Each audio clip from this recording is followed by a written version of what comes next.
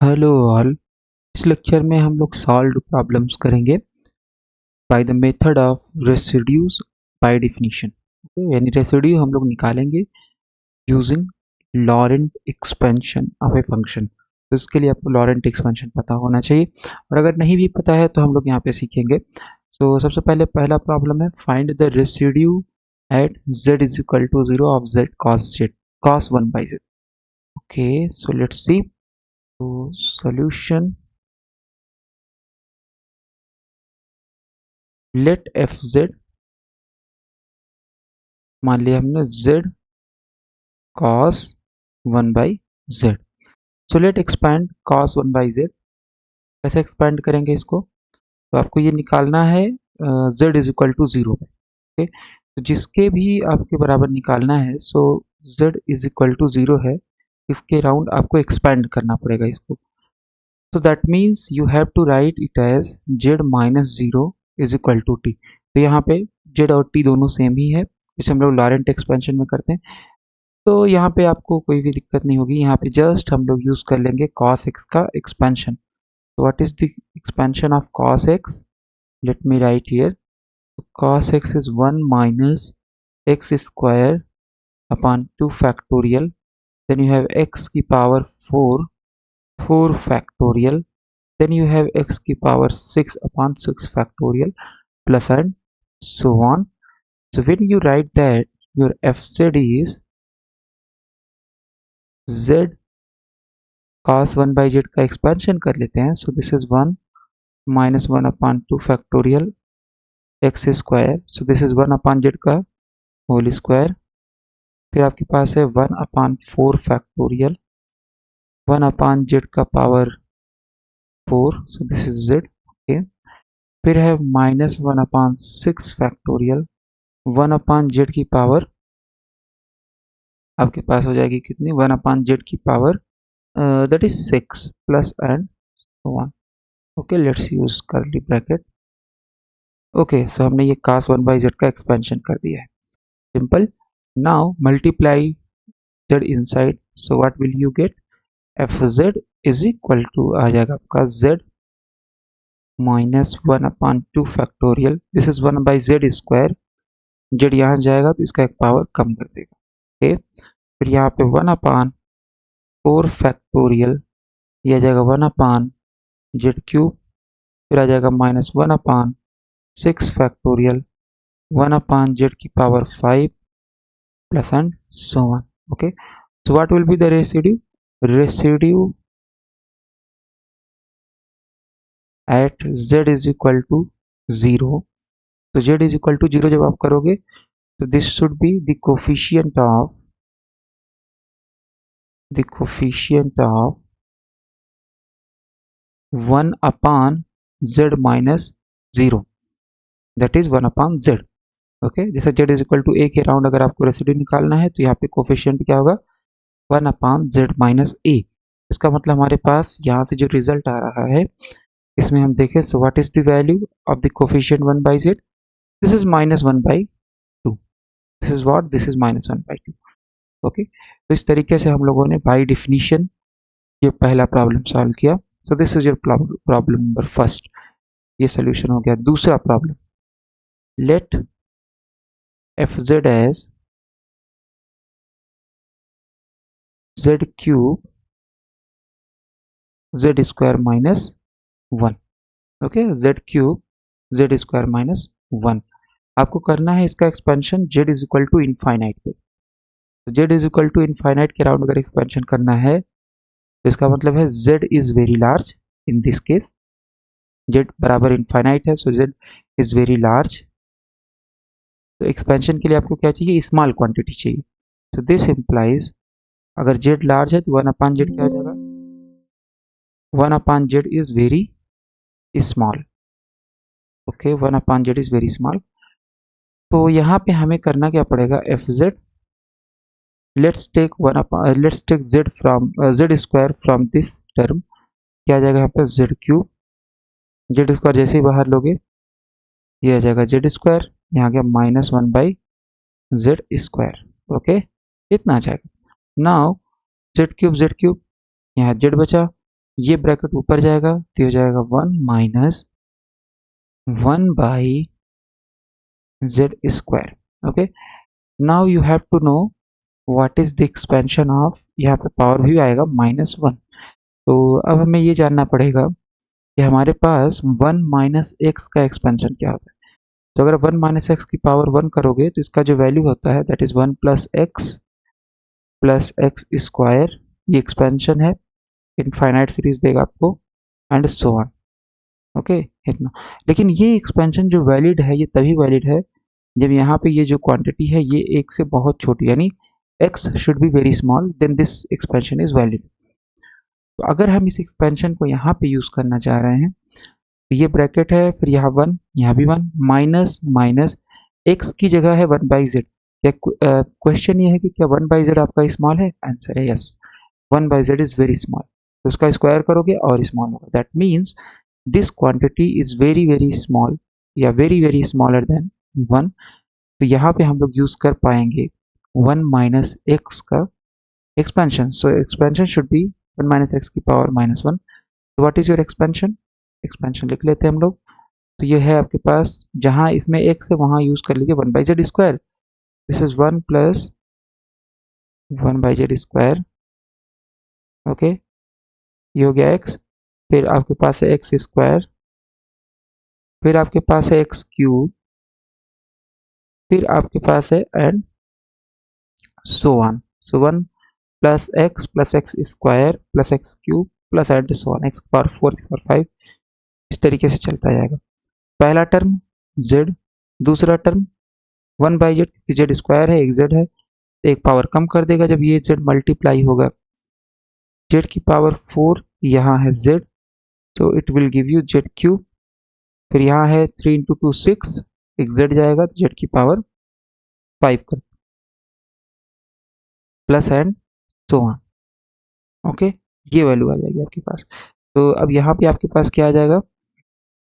So your residue हो जाएगा coefficient of 1 by z, coefficient of 1 by z. तो what is the coefficient of 1 by z? ये आ जाएगा आपके पास, the value will be, okay, so the coefficient of 1 by z, that is what, that is your 1। So ये हो जाएगा residue इस केस में। ओके, या so this will be the residue. Okay, फिर हमारे पास तीसरा प्रॉब्लम है।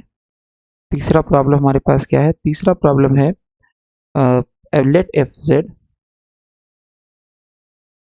Is equal to z cube upon z minus 1 का whole square, sorry whole 4, then you have z minus 2, then you have z minus 3, and आपको ये निकालना है जहाँ पे आपके पास ये 4th ऑर्डर का पोल है। इसमें ये आपको पॉइंट नहीं दिया हुआ है 4th ऑर्डर का पोल, तो आपको निकालना पड़ेगा। सो एफ जेड है एज सिंगुलैरिटीज एट,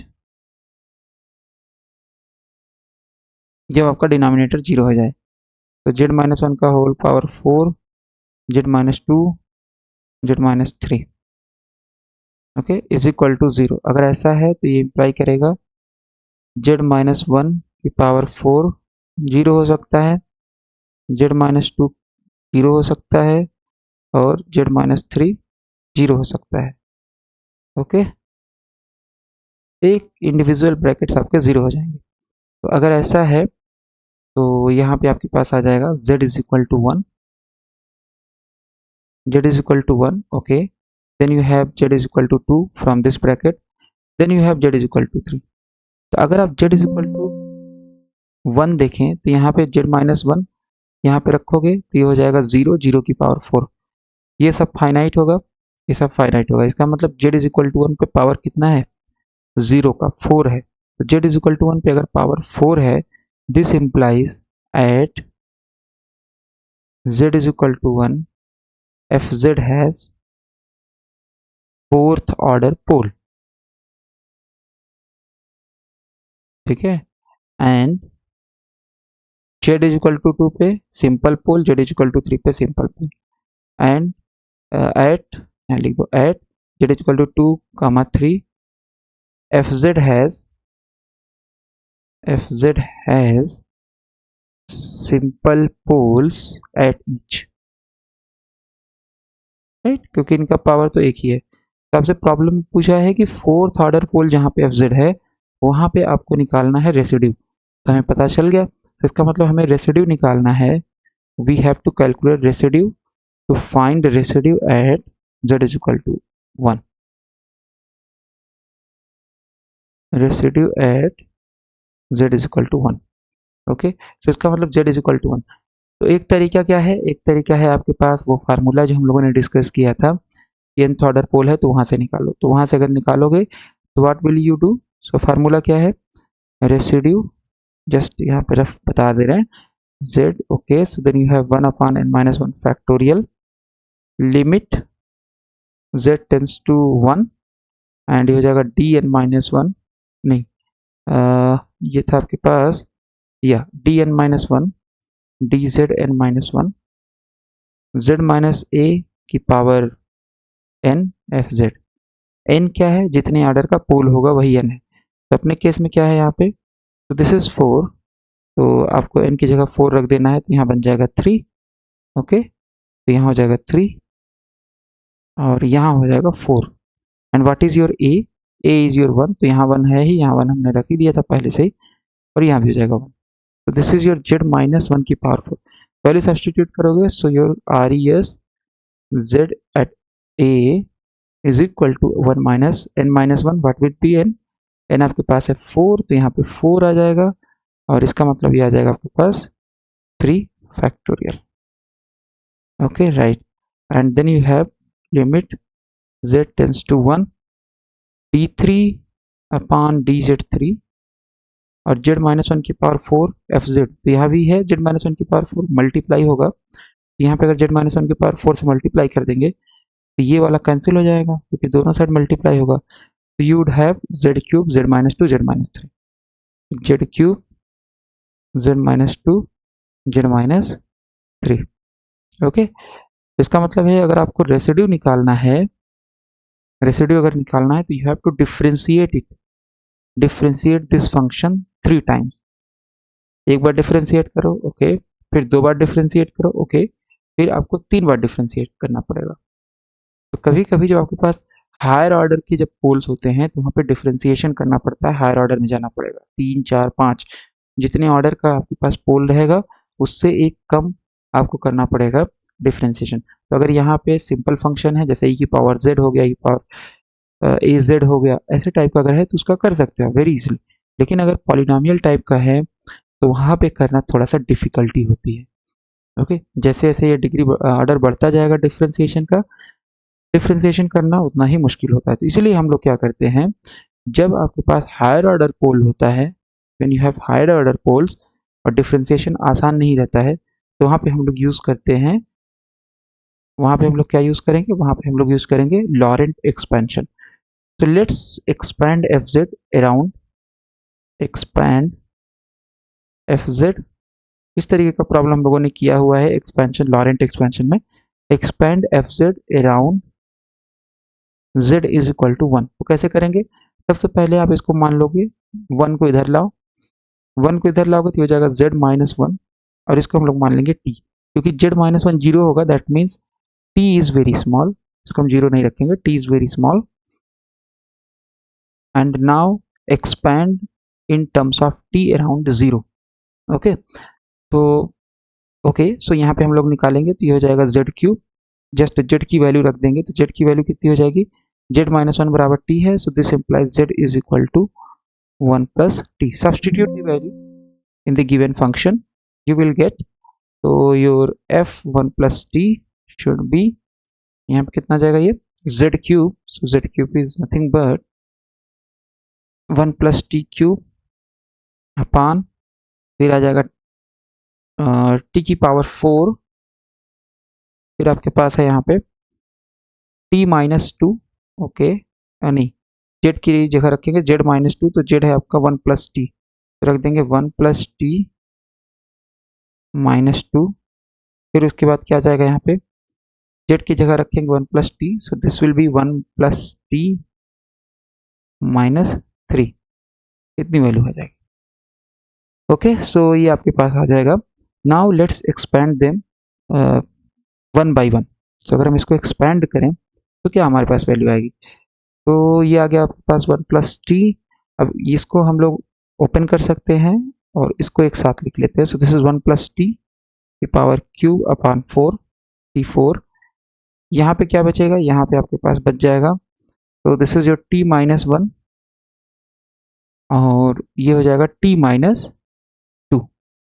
ओके, तो अब a प्लस बी का होल क्यूब लगाएंगे तो ये a cube plus b cube plus 3a square b, so this is 3t plus 3ab square, so this is your 3t square। Okay, कितना हो जाएगा अपान t की पावर 4, अपान t की power 4। फिर आपके पास क्या आ जाएगा यहाँ पे, तो ये आ गया t -1। तो ऐसा करते हैं हम लोग, माइनस यहाँ से भी कॉमन ले लेते हैं, यहाँ से भी कॉमन ले लेते हैं। तो जैसे आप कॉमन लोगे it will become 1 upon 1 minus T, और यहाँ पे आ जाएगा यहाँ से -2 कॉमन ले लेते हैं, तो यहाँ से -1 हमने कॉमन लिया है। ओके, और यहाँ से -2 कॉमन ले रहे हैं, तो यहाँ बचेगा आपके पास -t अपान 2 हो जाएगा, और यहाँ बचेगा +1। Okay, so -1 -2, so this will become +1/2। ये नीचे यहाँ डिवाइड होगा, सो ये हो जाएगा 1 अपान t4, फिर आपके पास आ जाएगा 1 अपान t, और फिर आ जाएगा 3/t क्यूब, और फिर आ जाएगा 3/t स्क्वायर। इतनी वैल्यू आ जाएगी, right. 1 upon t4, this is 1/t, this is 3/t cube, this is 3/t square. -1 -2 हमने पहली बार निकाल लिया है, और ये आ जाएगा आपके पास कितना, दिस इज योर 2। फिर यहाँ कितना बचा 1 माइनस टी, तो ये ऊपर जाएगा, तो ये हो जाएगा 1 माइनस टी की power -1, and then this is your 1 minus t by 2 की पावर -1। ये वाला भी ब्रैकेट ऊपर जाएगा, this will become 1 minus t by 2 की power -1। Okay, now let's use the expansion of 1 minus x। So what is the value of, what is the expansion of 1 minus x पर -1? तो इसका expansion जो होता है ये होता है 1 plus x square plus x cube. तो ये लॉरेंट एक्सपेंशन में हम लोग ये एक्सपेंशन 1 माइनस x की पावर -1, 1 प्लस x की पावर -1, ये बहुत बार यूज करते हैं, राइट।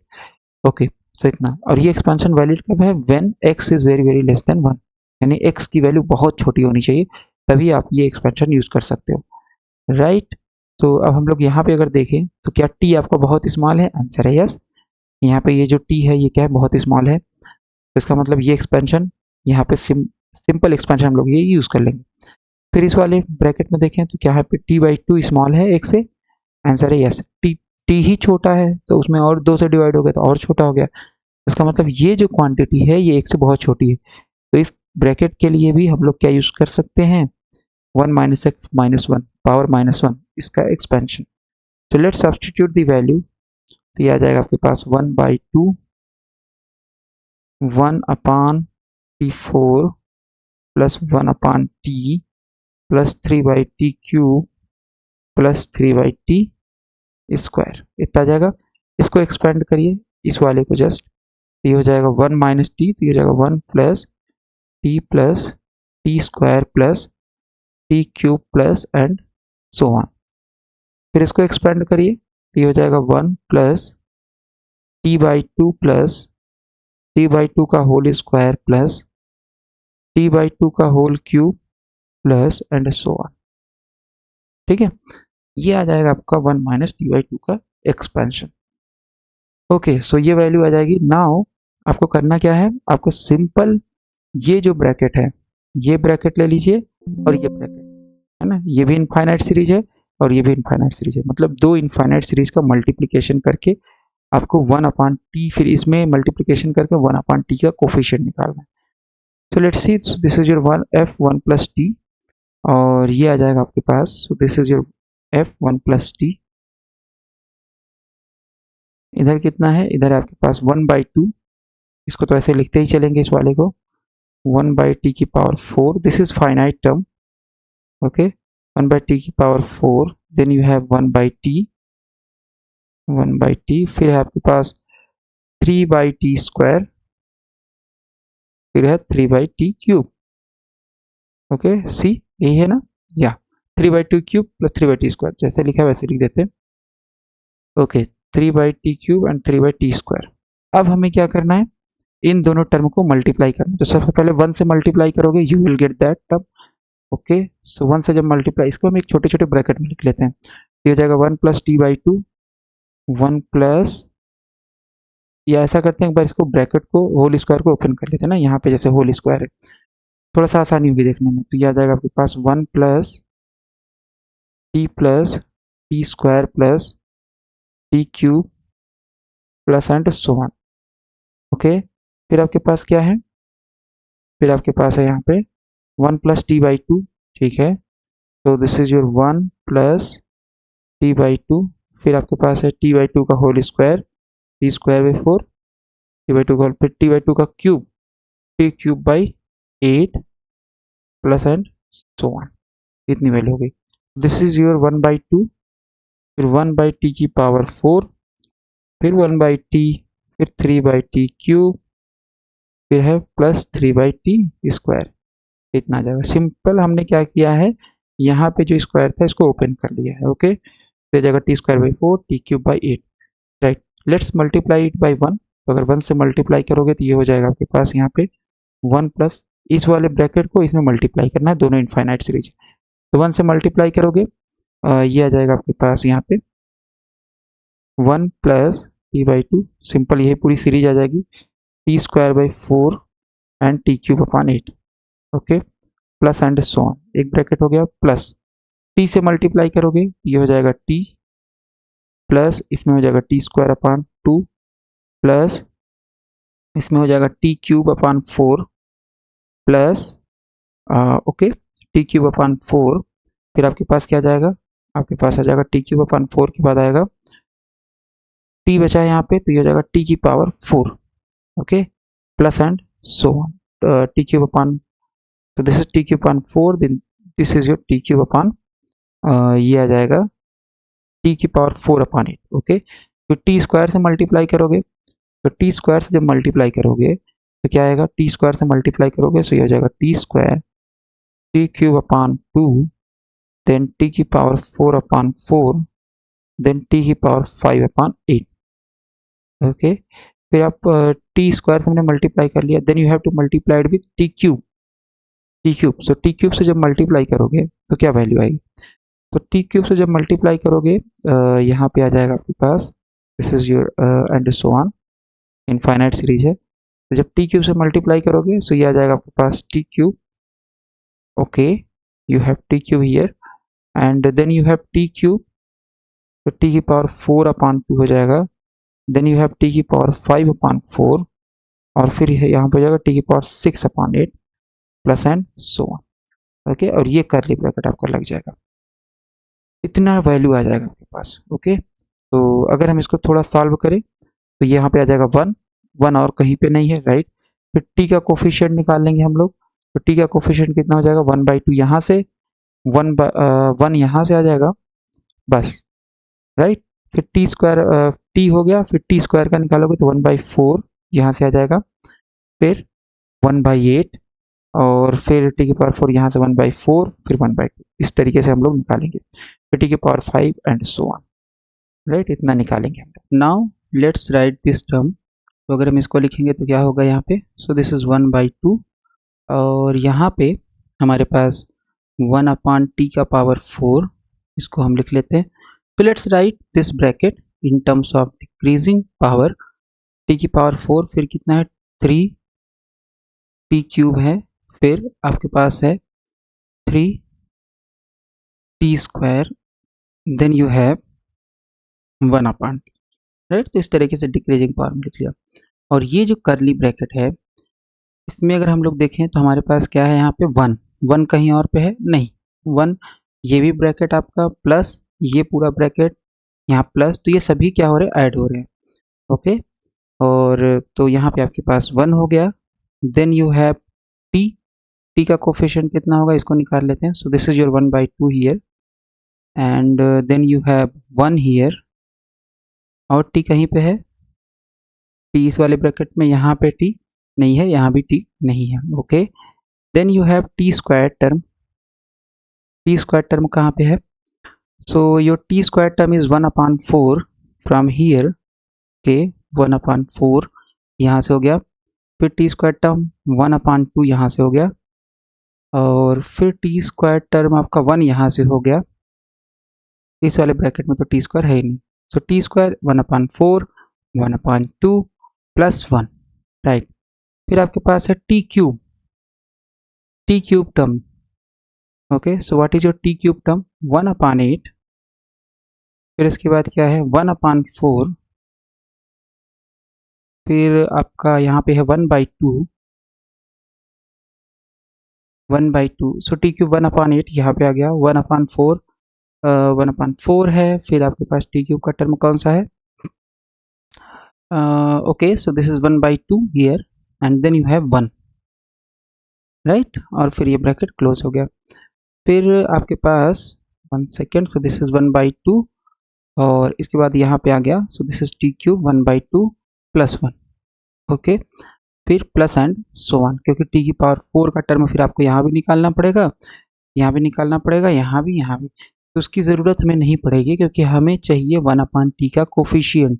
पूरे एक्सपेंशन से हमें मतलब नहीं, हमें चाहिए इस एक्सपेंशन में 1/t का कोफिशिएंट। तो यहाँ पे एक ब्रैकेट ये है, इसका हाईएस्ट नेगेटिव पावर कितना है? टी की पावर 4। तो अगर हाईएस्ट नेगेटिव पावर इसका टी की पावर 4 है, तो आपको इस वाले करली ब्रैकेट में मैक्सिमम कितनी पावर चाहिए 1/t के लिए? तो एक यहाँ पे टी की पावर 4 है हाईएस्ट नेगेटिव पावर, और ये करली ब्रैकेट में आपको चाहिए मैक्सिमम पावर टी की पावर क्यू। टी की पावर 4 लोगे तो यहाँ पे आपका जब मल्टीप्लाई होगा सो इट विल बिकम 1, है ना, लेकिन आपको तो टी की पावर 1/t का कोफिशिएंट चाहिए, सो मैक्सिमम पावर इन करली bracket is required as t की power 3. Okay, so that's why we will take up to t की power 3 in curly bracket. Okay, so this is your f1 plus t is nothing but, यहाँ पे इसको just solve करके, so this is 1/2, और यहाँ पे आपके पास आ गया t की पावर 4। ओके, सो ये आ गया 1/t की पावर 4, और फिर यहाँ पे है 3/t की पावर 3, 3/t की पावर 3, और यहाँ पे है plus 3/t square plus 1/t। ये हमारे पास हो गया bracket. And now let's solve the करली ब्रैकेट। करली ब्रैकेट में आपके पास क्या है? 1, राइट, प्लस 3t/2। क्यों? क्योंकि आपका यहाँ पे जो है यहाँ है 1/2 प्लस 1, सॉल्व करोगे तो एलसीएम लोगे 1, एलसीएम लोगे 1 और 2 का, सो 2, फिर यहाँ 1 यहाँ 2, that means it is 3/2। Okay, तो 1/2 प्लस 1 इज 3/2, तो यहाँ 3/2 आ जाएगा। इसको अगर सॉल्व करोगे टी स्क्वायर के कोफिशिएंट को, let's solve this. Okay, so 4 LCM 1, यहाँ पे आ जाएगा 2, सो 2 हो जाएगा, यहाँ पे आ जाएगा 4, that is 7/4। This is your 7/4। T square का कोफिशिएंट कितना आ जाएगा? 7/4। Okay, so let's write it. तो यहाँ पे आ जाएगा 7/4 t square, 7/4 t square, then you have t cube term. तो टी क्यूब का कोफिशिएंट कितना है? 1/8 plus 1/4 plus 1/2 plus 1। Okay, LCM हो जाएगा 8, 1, 2, यहाँ बचेगा 2। ओके, यहाँ हो जाएगा 4, यहाँ जाएगा 8, सो 8 4 12 2 14 15, यानी 15/8 आ जाएगा, 15/8। So this is 15/8 t to the power 3. Okay, plus higher order term. Okay, so let's multiply it by 1/t की पावर 4, या हम डायरेक्ट यहाँ से लिख सकते हैं 1/t का कोफिशिएंट डायरेक्ट लिखते हैं। सो द कोफिशिएंट ऑफ 1/t क्या आ जाएगा? अब देखो ये 1/t की पावर 4 है, पूरे ब्रैकेट में मल्टीप्लाई हो रहा है यहाँ पे, वन अपॉन टी की पावर 4 यहाँ मल्टीप्लाई होगा, वन अपॉन टी की पावर 4 मिलेगा, यहाँ वन अपॉन टी की पावर क्यूब, यहाँ मिलेगा वन अपॉन टी स्क्वायर, और यहाँ मिलेगा one upon t. So one upon T की पावर 4 से जो आपका वन अपॉन टी आएगा, जब इस टर्म में मल्टीप्लाई होगा तभी मिलेगा। That means the coefficient of one upon T with this contribution t की power 4 is your 15 upon 8।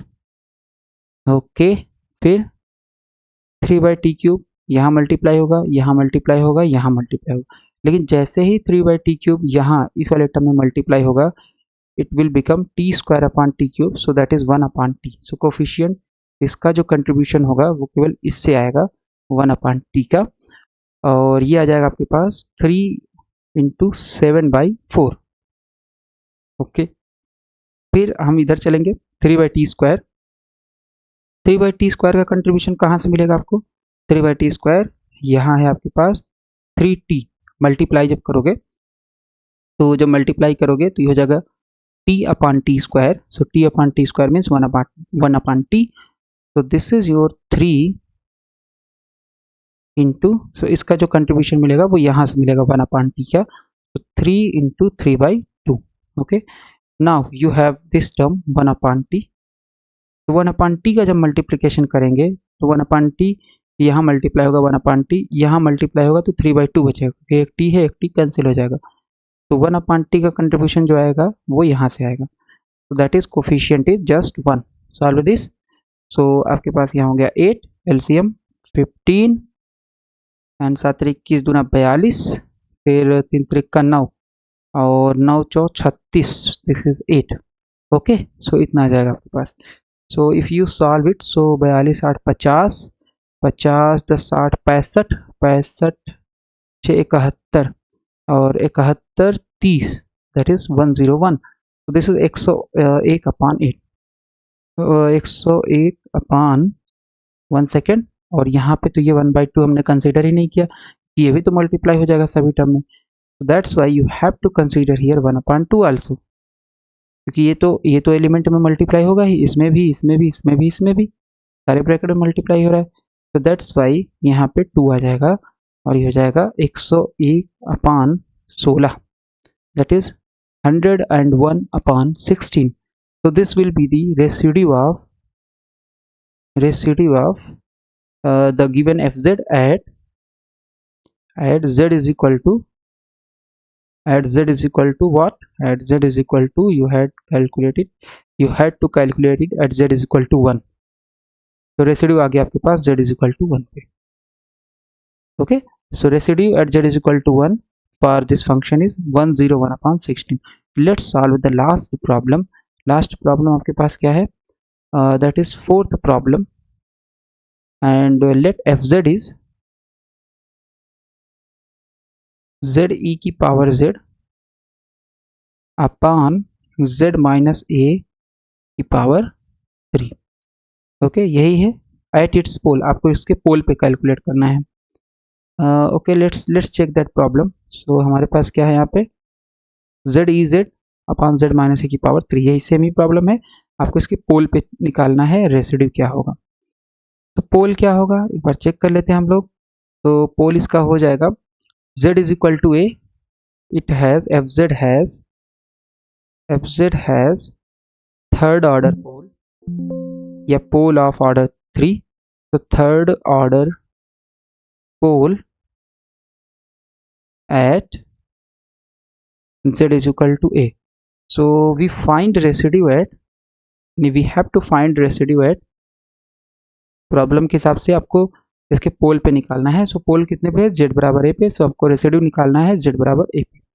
Okay, residue निकालने का, अब ये पोल है तो इसका एक डायरेक्ट फार्मूला आपके पास है, रेसिड्यू बाई जो आपका डिफ्रेंसिएशन होता है वहाँ से निकाल सकते हो, और इन this case you can calculate it, right. तो अगर आप डायरेक्ट फार्मूला लगाओगे, so that is 1 upon n minus 1 factorial, है ना, ये फार्मूला होता है एन ऑर्डर के लिए, और इसके ऊपर बेस्ड प्रॉब्लम हम लोग नेक्स्ट लेक्चर में करेंगे। और फिर आता है यहाँ पे z माइनस a की पावर n fz। तो व्हेन यू सब्स्टिट्यूट, यहाँ पे लिमिट भी लगेगी, limit z tends to a। okay, we'll discuss this relation in detail in the next lecture। So this is 1 upon n minus 1, तो n की value कितनी है आपके पास, n की वैल्यू है 3, थर्ड ऑर्डर पोल है, so this will be 1/2 factorial limit z tends to a, और ये हो जाएगा आपके पास, सो यहाँ पे आ जाएगा d2 upon dz square, and this is z minus a की पावर 3 क्योंकि n बराबर 3 है, और fz आपके पास इतना है, z ez upon z minus a की पावर 3। ओके, तो यहाँ से ये कैंसिल हो जाएगा, and this is 1/2 factorial limit z tends to a, and this is nothing but, दो बार डिफ्रेंसिएशन इसका करेंगे, तो एक बार करेंगे अगर तो डी बाई डी जेड, एक बार करोगे तो first function z, second function का डिफ्रेंसिएशन तो ये आ जाएगा और z plus second function into z का डिफ्रेंसिएशन 1 हो जाएगा। ओके, इतनी वैल्यू आ जाएगी। सो रेसिड्यू डायरेक्ट फार्मूला से कैलकुलेट करने के लिए आपके पास ये तरीका है, और इसको अगर थोड़ा सा सॉल्व करोगे so you will get the answer, this is 1/2 factorial limit z tends to a, और यहाँ पे आपके पास आ जाएगा, एक बार और डिफ्रेंसिएशन इसका करिए तो ये हो जाएगा z plus 1, we can write it as 1/2 factorial limit z tends to a, and this is your d by d z, z plus 1 e to the power z, ये पूरा आपका डिफ्रेंसिएशन के साथ जाएगा। तो डिफ्रेंसिएशन करेंगे, so first function differentiation second plus second function differentiation first, z plus 1 का differentiation 1 plus 0 हो जाएगा। Substitute the value, so this is 1/2 factorial, z is equal to a substitute करोगे so this is a plus 1, और ये हो जाएगा e a plus e a, okay, इतना जाएगा, दैट इज इसका जो आंसर आ जाएगा, आंसर हो जाएगा इसका, सो ई ए आप बाहर ले सकते हो, ई ए अपॉन 2, और ये हो जाएगा a प्लस 2, है ना, a प्लस 1 यहाँ बचेगा, प्लस 1 यहाँ, प्लस 1 2 हो जाएगा, या ई ए बाई 2 प्लस 1। तो इस तरीके से आप डायरेक्ट फार्मूला लगा करके रेसिड्यू निकाल सकते हो, and the answer will be e to the power a into e to the power a into a by 2 plus 1। लेकिन हमें निकालना है by definition, so by definition अगर आपको निकालना है तो उसके लिए आपको इसका करना पड़ेगा लॉरेंट एक्सपेंशन। क्या करना पड़ेगा, लॉरेंट एक्सपेंशन। अब z बराबर a के अराउंड आपको निकालना है, so we have to do Laurent expansion of this function at z around a। Okay, so इस केस में हम मान लेते हैं z माइनस a बराबर t, और जैसे आप z माइनस a बराबर t मानोगे, your f Z is will be a plus t, function of a plus t, और ये आ जाएगा आपके पास, z की जगह रख दीजिए, सो z की जगह आ जाएगा यहाँ से इसी रिलेशन से, ये आ जाएगा a plus T, okay, and t is very small, t is very small, right. और अगर आप एफ जेड यहाँ से निकालोगे, सो z की वैल्यू क्या है, z की वैल्यू है a plus t, substitute it, फिर इसके बाद क्या है यहाँ पे e की power z, so this is will be e की power a plus t upon t cube, okay, right. So इतना आ जाएगा, और इसको अगर आप थोड़ा सा सॉल्व करोगे, so this is okay a plus t upon t cube, और ये आ जाएगा e की पावर a इंटू e की पावर t, ओके, तो राइट। और अगर आप इसको लिखो एफ ए प्लस टी, ये आ जाएगा आपके पास, e की पावर है तो कांस्टेंट है, इसको हम बाहर रखेंगे, और हमें करना क्या पड़ेगा, हमें करना पड़ेगा एक्सपेंशन। तो हमें एक्सपेंशन करना है e की पावर t का, और फिर इससे मल्टीप्लाई कर देना, जैसे हम लोगों ने प्रीवियस वाला प्रॉब्लम किया था। तो दिस इज योर a की a upon t cube, a upon t cube plus 1 upon t square, और यहाँ पे आ गया e की power t। First expand e की पावर t, सो e की पावर t को अगर आप एक्सपैंड करोगे, सो f a प्लस टी का फंक्शन है, और e की पावर a यहाँ पे है a अपॉन टी क्यूब, ये upon t cube, okay, plus 1 upon t square, और फिर आपके पास यहाँ पे क्या है power t, so this is nothing but 1 plus T square upon 2 factorial T cube upon 3 factorial plus and so on, okay, इतना आ जाएगा। सो दिस इज बेसिक, राइट, इतनी आ जाएगी। सो कोफिशिएंट कितना हो जाएगा इसमें, और ओके, तो इस तरीके से हम लोग कर सकते हैं यहाँ पे, right. So what would be coefficient of 1 upon T, तो कोफिशिएंट हो जाएगा आपके पास, डायरेक्ट हम लोग निकाल रहे हैं, कोफिशिएंट ऑफ 1 अपॉन टी और ये आ जाएगा ई की पावर ए, कांस्टेंट है, सभी टर्म मल्टीप्लाई होगा तो इसको पहले लिख लिए। फिर ए अपान टी क्यूब पहला टर्म, ये भी पूरे ब्रैकेट में मल्टीप्लाई हो रहा है, लेकिन हमें केवल वो टर्म चाहिए जो 1/t दे आपको। तो यहाँ पे ए अपान टी क्यूब मल्टीप्लाई होगा, ए अपान टी क्यूब होगा, मल्टीप्लाई होगा, ए अपान टी स्क्वायर होगा, मल्टीप्लाई होगा, टी स्क्वायर ऊपर है, टी क्यूब नीचे है, तो जब मल्टीप्लाई होगा it will give you 1/t contribution. so that means you have a okay upon 2, है ना, यहाँ से a मिल जाएगा, यहाँ 1/2 फैक्टोरियल, दैट मीन्स a/2 आ जाएगा। फिर आ जाए दूसरे टर्म में, दूसरे टर्म में आपके पास क्या है, a/t स्क्वायर, तो a/t स्क्वायर यहाँ मल्टीप्लाई होगा, सॉरी 1/t स्क्वायर यहाँ मल्टीप्लाई होगा, 1 देगा, 1/t स्क्वायर देगा सॉरी, और यहाँ जब मल्टीप्लाई होगा it will give you contribution 1/t, right, क्योंकि यहाँ t है और यहाँ t स्क्वायर, तो इसका मतलब 1/t स्क्वायर, तो कोफिशिएंट क्या मिलेगा इसका 1 × 1, सो दैट इज 1, तो इसका मतलब कोफिशिएंट आपका 1/t आ गया इतना, और यही सेम आपका रेसिड्यू होगा। So residue of f z at z is equal to a is nothing but e की पावर a/2 + 1, ओके, इतना आ जाएगा। और यही सेम हम लोगों ने निकाला था डिफ्रेंसिएशन भी करके, ये यहाँ पे इतना आया था, राइट, डिफ्रेंसिएशन फार्मूला लगा करके, ओके। तो इस तरीके से कभी कभी किसी किसी प्रॉब्लम में बाय डिफिनेशन करना आसान होता है। सो अगर आपके पास हायर ऑर्डर पोल है so it's better to do by definition, लेकिन अगर आपके पास लोअर ऑर्डर है तो वहाँ पे आपको डिफिनेशन की ज़रूरत नहीं है, वहाँ पे आप डिफ्रेंसिएशन से करिए, okay, differentiation will be more useful. तो दोनों मेथड से हम लोग कर सकते हैं, okay. So let me give you some problem to solve. आपके पास प्रॉब्लम यहाँ पे है, determine, you have to solve it on your own, determine the poles of following function,